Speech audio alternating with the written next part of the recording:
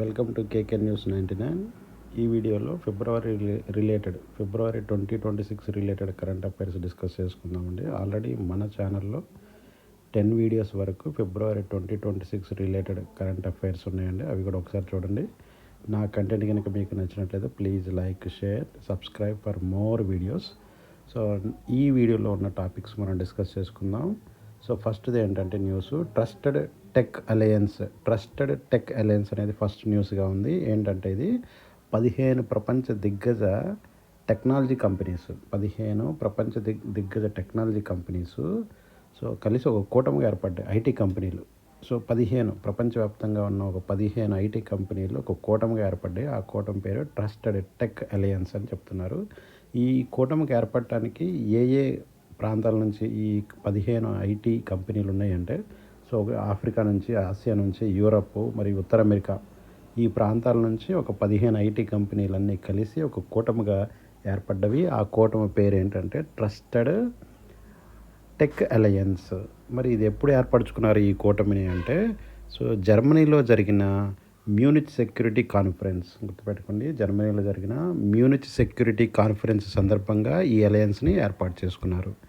Next ఈ alliance యొక్క లేదా ఈ కూటమి యొక్క ముఖ్య ఉద్దేశం ఏంటంటే, సో చూద్దాం ఇక్కడ డిజిటల్ వ్యవస్థకు ఆధారమైన connectivity, cloud infrastructure, semiconductors, software, AI తదితర అన్ని విభాగాలను ఏకతాటిపైకి తీసుకురావడానికి ఒక కూటమి ఏర్పరచుకున్నారు. ఆ కూటమి పేరే సో ట్రస్టెడ్ టెక్ అలయన్స్.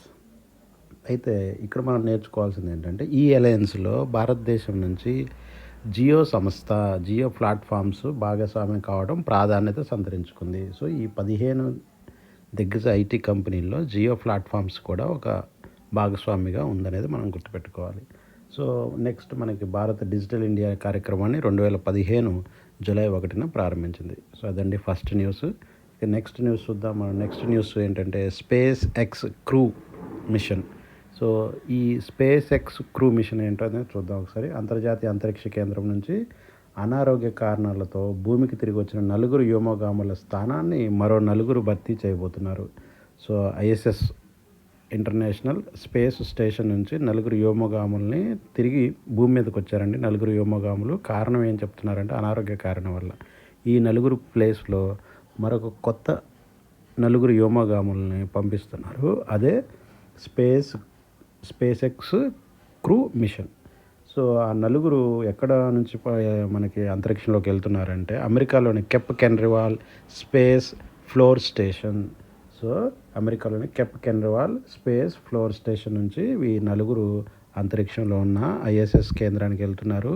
మరి ఏ రాకెట్ ద్వారా వెళ్తున్నారు అంటే స్పేస్ ఎక్స్ సంస్థ రాకెట్ నుంచి బయలుదేరుతున్నారు. మరి ఈ 4 పేర్లు గుర్తుపెట్టుకోవాలా అంటే మ్యాక్సిమం అవసరం లేదండి. కాకపోతే వాళ్ళ యొక్క దేశాలు గుర్తుపెట్టుకోండి. 4లో 2 అమెరికా వ్యోమగాములు, 1 ఫ్రాన్స్, 1 రష్యా. సో మొత్తం 4, 2 అమెరికా, 1 ఫ్రాన్స్, 1 రష్యా చెప్తున్నారు. సో ఇలా వ్యోమగాముల్ని వెనక్కి రప్పించడం ఐఎస్ఎస్ చరిత్రలో మొదటిసారి. అనారోగ్య కారణం వల్ల వెనక్కి తీసుకొని వచ్చారని చెప్పాం కదా. ఇలా జరగడం ఐఎస్ఎస్ చరిత్రలోనే మొదటిసారి అని చెప్తున్నారు. సో ఇప్పుడు ఈ అంతరిక్షానికి ఇప్పుడు వెళ్తున్న 4లో ఒక మహిళ. సో ఆమె ఎవరంటే 2వ ఫ్రాన్స్ మహిళ. అంతరిక్ష కేంద్రానికి వెళ్ళిన 2వ ఫ్రాన్స్ మహిళా వ్యోమగామిగా సోఫీ అనే ఆవిడ ఉన్నారండి. సో అలాగే ఇప్పుడు మళ్ళీ ఈ 4లో ఒక అతను జాక్ హత్వే అనే అతను కూడా తొలిసారిగా ఐఎస్ఎస్కి వెళ్తున్నాడు. ఓకేనా, ఇది గుర్తుపెట్టుకోండి. నెక్స్ట్ నాసా అంటే మనకి national aeronautics and space administration స్థాపన 1958. Administrator Jared. సో ప్రధాన కార్యాలయం ఎక్కడుందంటే మనకి వాషింగ్టన్ డీసీలో ఉంది నాసాది. నెక్స్ట్ న్యూస్ విదేశీ విద్యపై తగ్గుతున్న భారతీయ యువత. ఓకేనా, విదేశీ విద్య.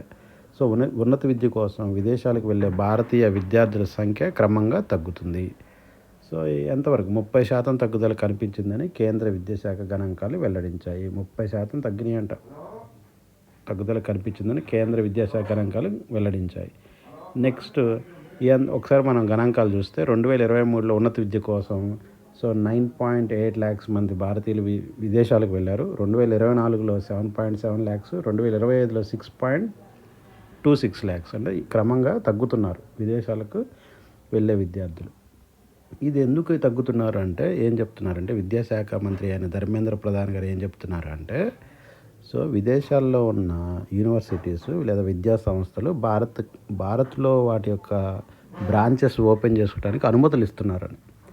సో విదేశాల్లో ఉండే యూనివర్సిటీస్ భారత్లోనే వాటి యొక్క బ్రాంచెస్ ఓపెన్ చేసుకోవడానికి అనుమతులు ఇవ్వటం వల్ల సో విదేశాలకు వెళ్ళే భారతీయుల యొక్క సంఖ్య తగ్గుతుందని విద్యాశాఖ మంత్రి ధర్మేంద్ర ప్రధాన్ ప్రస్తావించారు. సో అంతర్జాతీయ స్థాయి విద్యను స్థానికంగా అందించడానికి విదేశీ యూనివర్సిటీలు తమ క్యాంపస్లను ఏర్పాటు చేసుకోవడానికి అనుమతులు ఇస్తున్నారు.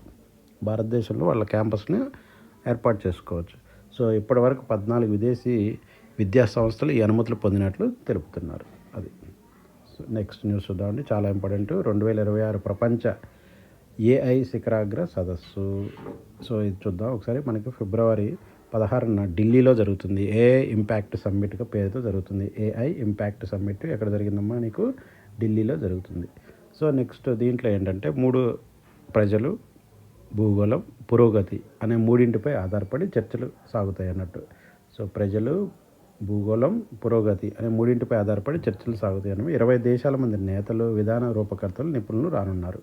సో ఎవరెవరు వచ్చారో చూద్దాం. ఫ్రాన్స్ అధ్యక్షుడు ఎమాన్యుల్, బ్రెజిల్ అధ్యక్షుడు లాలా డి సిల్వా, నెక్స్ట్ స్పెయిన్ అధ్యక్షుడు సాంచెజ్, అండ్ నెక్స్ట్ అబుదాబి యువరాజు ఖలీద్ బిన్ మహమ్మద్, నెక్స్ట్ ఐక్యరాజ్య సమితి సెక్రటరీ జనరల్ గుటెరస్. వీళ్ళందరూ ఈ యొక్క ఏఐ సమ్మిట్కి హాజరైనారండి. అంతేకాకుండా ప్రపంచ దిగ్గజ కంపెనీల్లో నుంచి 40 మంది సీఈఓలు కూడా వస్తారని అంచనా వేయటం జరిగింది.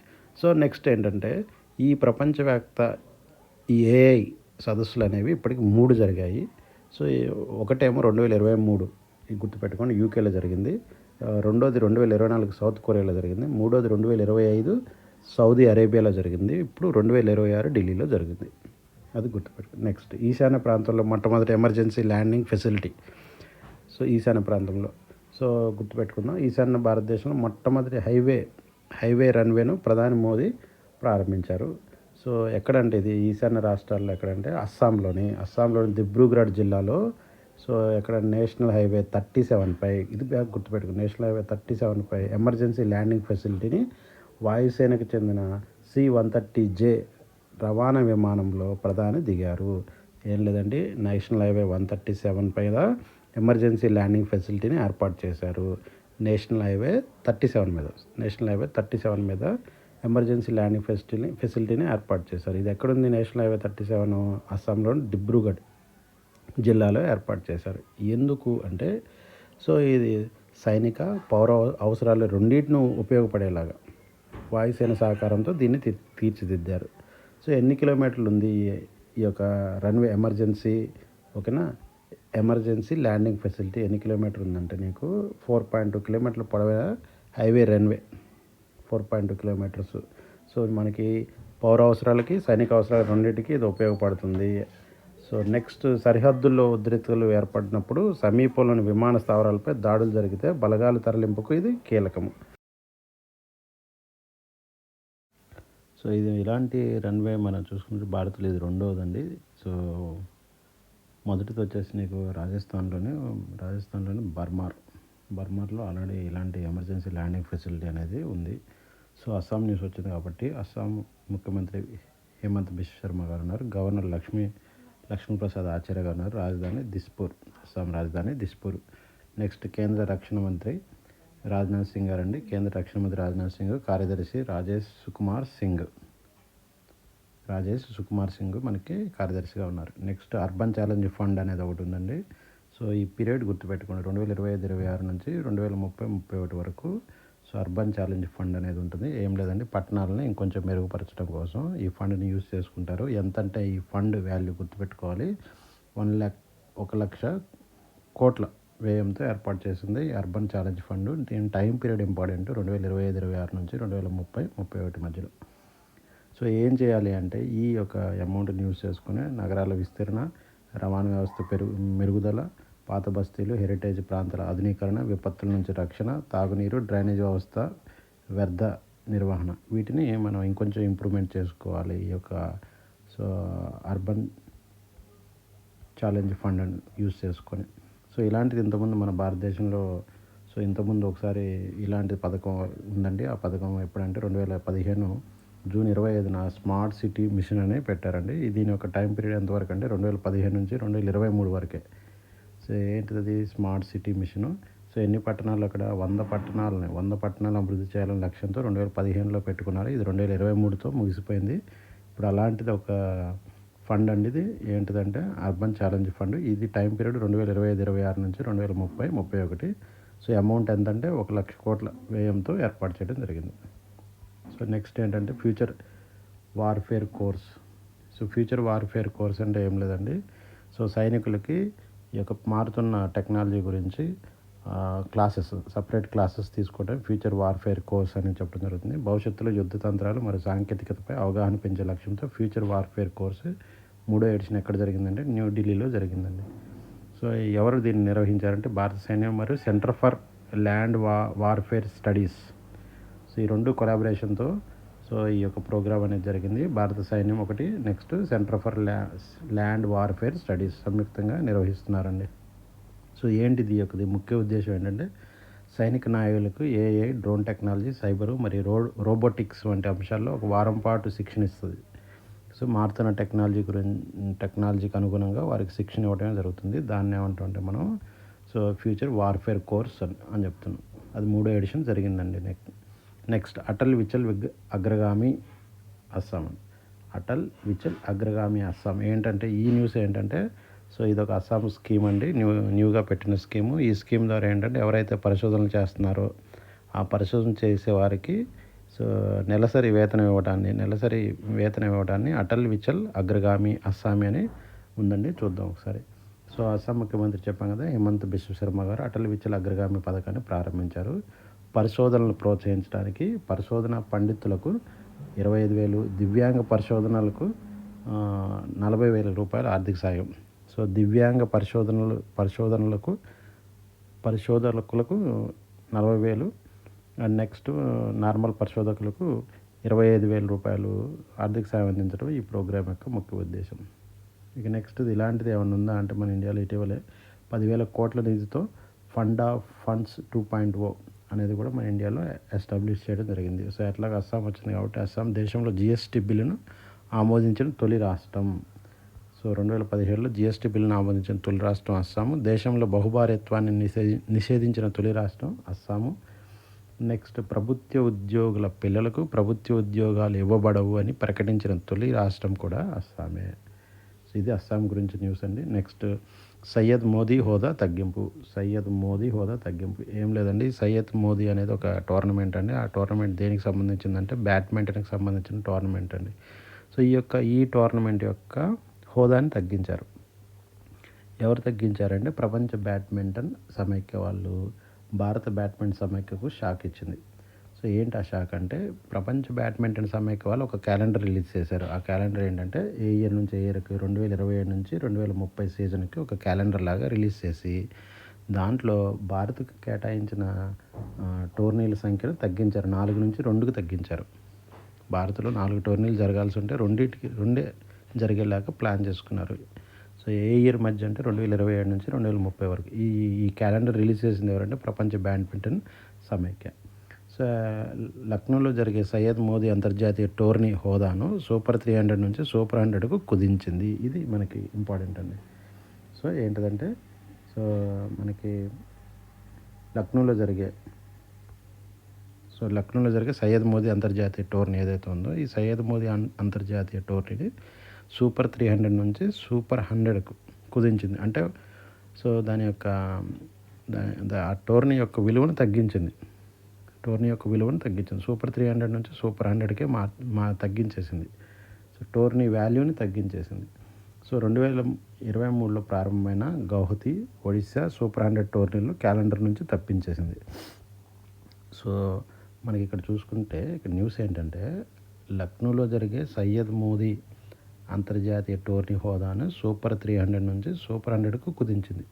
అంటే దాని వాల్యూ తగ్గిపోయింది.